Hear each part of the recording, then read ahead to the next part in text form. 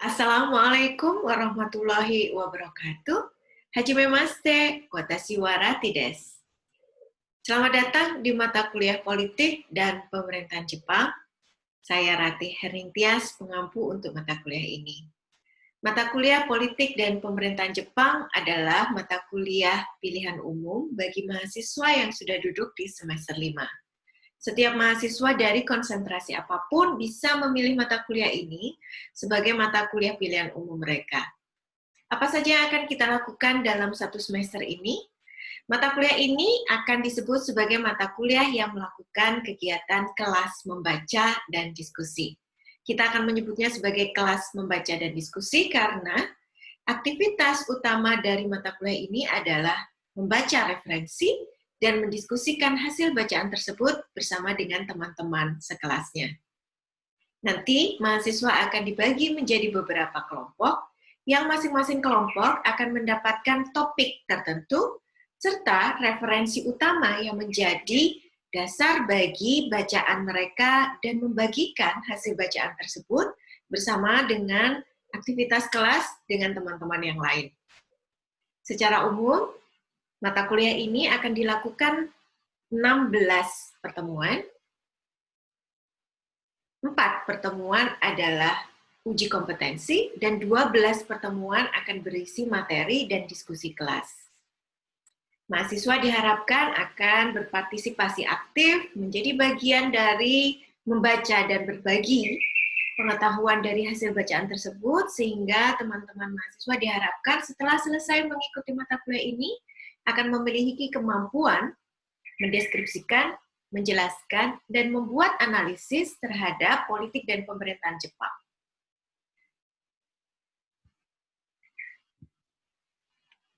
Materi dari politik dan pemerintahan Jepang secara umum terdiri dari 3 topik utama.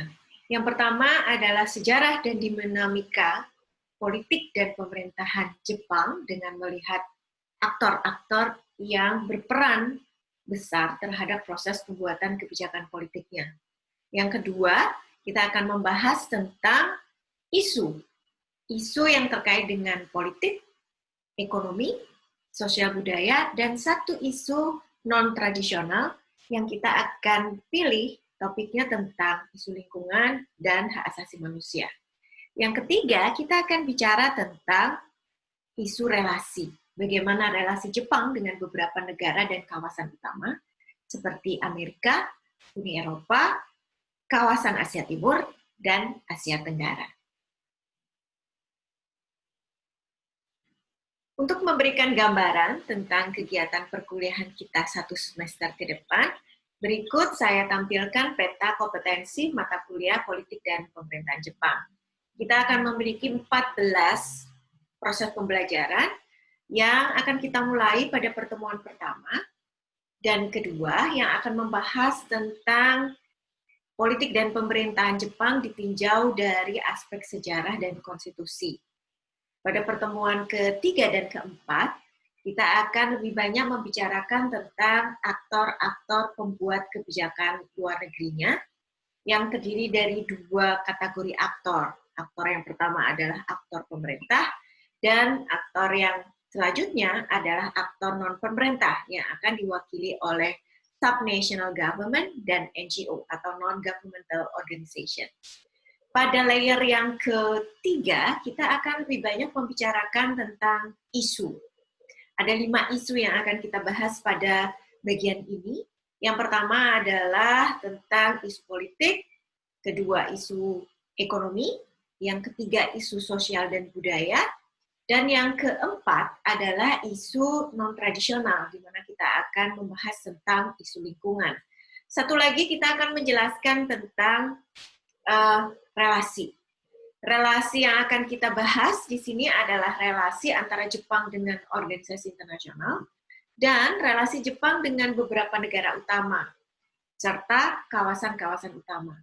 Untuk relasi, kita akan membahas yang pertama tentang hubungan atau relasi antara Jepang dengan organisasi internasional, kemudian dilanjutkan dengan relasi Jepang dengan Amerika, Yang ketiga, kita akan bicara relasi Jepang dengan negara di kawasan Asia Timur, terutama nanti kita akan lebih banyak mengeksplorasi tentang Cina dan Korea Selatan. Yang selanjutnya kita akan membahas tentang hubungan Jepang dengan negara-negara di kawasan Uni Eropa, lalu dilanjutkan dengan hubungan Jepang dengan negara-negara di kawasan Asia Tenggara. Mengapa kawasan ini dipilih? Karena kita tahu Asia Timur adalah kawasan di mana kawasan yang terdekat dengan Jepang, dan kita melihat bagaimana kompetisi di antara aktor-aktor di kawasan tersebut sangat sengit, terutama antara Jepang, Korea Selatan, dan Cina. Kita akan lebih banyak mendiskusikan hubungan dan relasi Jepang dengan kedua negara tersebut. Mengapa Eropa? Karena memang secara tradisional, Eropa adalah salah satu pasar utama yang penting bagi Jepang.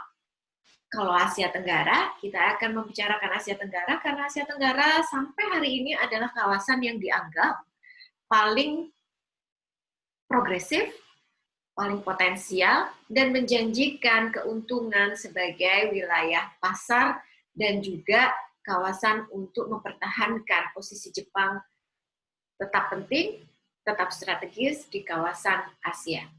Dan pada pertemuan terakhir, kita akan lebih banyak melihat pada bagaimana prediksi atau tantangan Jepang atau peluang Jepang di masa depan dengan melihat berbagai materi yang sudah kita bicarakan sebelumnya.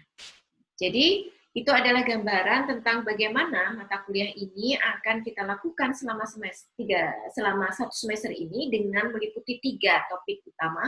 Seperti yang tadi sudah saya sebutkan, kita akan bicara tentang dasar-dasar politik pemerintahan Jepang dengan melihat pada aspek aktor.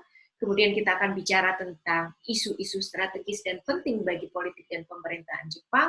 Dan yang ketiga adalah bagaimana relasi Jepang dengan negara-negara utama dan kawasan utama.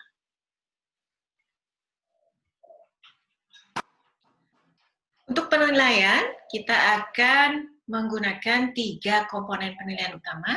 Yang pertama adalah penilaian yang berasal dari uji kompetensi sebanyak 4 kali, kemudian group review yang berupa paper atau artikel yang disubmit, dan yang ketiga adalah keaktifan pada saat diskusi kelas. Jadi 3 komponen inilah yang akan menjadi komponen utama untuk penilaian mata kuliah politik dan pemerintahan Jepang. Demikian pengantar untuk mengikuti perkuliahan mata kuliah ini. Mudah-mudahan memberikan gambaran tentang apa saja yang akan kita lakukan dan akan kita dapatkan selama 1 semester ke depan. Sampai ketemu dalam pertemuan selanjutnya. Assalamualaikum warahmatullahi wabarakatuh. Bye.